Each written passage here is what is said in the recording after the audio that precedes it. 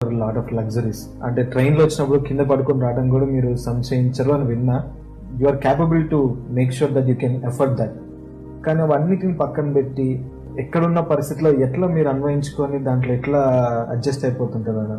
నేను ఒక సాధారణ కుటుంబంలో నుండి వచ్చిన, గ్రామంలో పుట్టాను, అక్కడే పెరిగాను కనుక గ్రామీణ వాతావరణం, గ్రామీణ పరిస్థితులు, వాటికి అడాప్టబిలిటీ అలవాటు కావడం, రక్షణ పొందిన తర్వాత ఇంకా ప్రభువు ఎక్కువ నేర్పిస్తూ వచ్చినాడు. కాబట్టి నేను ఏదైనా ప్రయాణానికి ఒడిగట్టినప్పుడు కొన్నిసార్లు రైళ్లలో సీట్లు కన్ఫర్మ్ కావు, బర్తులు కావు. ఎంతో మంది తెలిసిన రైల్వే స్టాఫ్ ఉంటారు. మనకు కన్ఫర్మ్ కావని పొరపాటున ఎవరైనా సహాయం తీసుకుని బర్త్ కన్ఫర్మ్ చేసుకున్నాం అంటే ఆ రోజు నాకు పరిచయమైన వాళ్ళు సాధారణంగా ఫోన్ లిఫ్ట్ చేయరు. సో ప్రభు ఏదో నేర్పించడానికే నన్ను ఇట్లా అనుమతిస్తాడని అనుకుంటాము. ఇంకా బర్తులు లేకపోయినా నేను ఎంత ప్రిపేర్ అవుతానంటే టాయిలెట్ దగ్గర కూడా న్యూస్ పేపర్ వేసుకుని పడుకుంటా. అలా చాలా సార్లు ప్రయాణం చేసిన. టీసీలు కొన్నిసార్లు దయదలిచి, టీటీఈలు దయదలిచి ఏదో ఒక బర్త్ వాళ్ళు బర్త్ ఇచ్చేవాళ్ళు, కొన్నిసార్లు అలాగ లేపేసి వదిలేసేవాళ్ళు. బట్ నేను అనుకోవడం ఏంటంటే కనీసం నాకన్నా ప్రయాణం చేయటానికి ఆ రైలు, ఏసీ బోగీలో టాయిలెట్స్ అన్నీ ఉన్నాయి.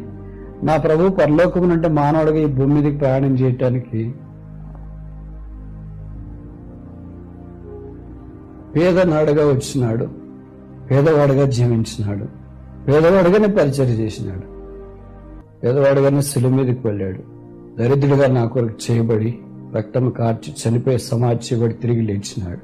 ఆయన నా కొరకు చేసిన తగ్గింపులో నేను ఆయన కొరకు ప్రయాసపడేది విషయమంతా కూడా లేదు. నేను ఆయన శ్రమలో పాలు భాగం కాలేను. పౌలు అన్నాడు కదా, క్రీస్తు శ్రమలలో పాలువాడనొకటి ఎట్టిదో పిలిపి పత్రిక 3వ అధ్యాయంలో. కనుక ఎంతోమంది మనకంటే భక్తులు ముందెళ్ళారు. వారి శ్రమలు పోల్చుకుంటే అసలు మన శ్రమలే కాదు. కనుక అసలు ఇవి శ్రమలని చెప్పడానికి కూడా లేదు. దేవుడిచ్చిన సౌకర్యము. కొన్నిసార్లు దేవుడు అలాగ అనుమతించినప్పుడు, ప్రభుకే మినహాయింపు లేనప్పుడు, ప్రభు పరిచారకులకే మినహాయింపు లేనప్పుడు నాలాంటి వాడు మినహాయింపు కావాలని కోరుకోవడం అధర్మం, అక్రైస్తవే, ఆత్మీయత కాదనుకుంటా.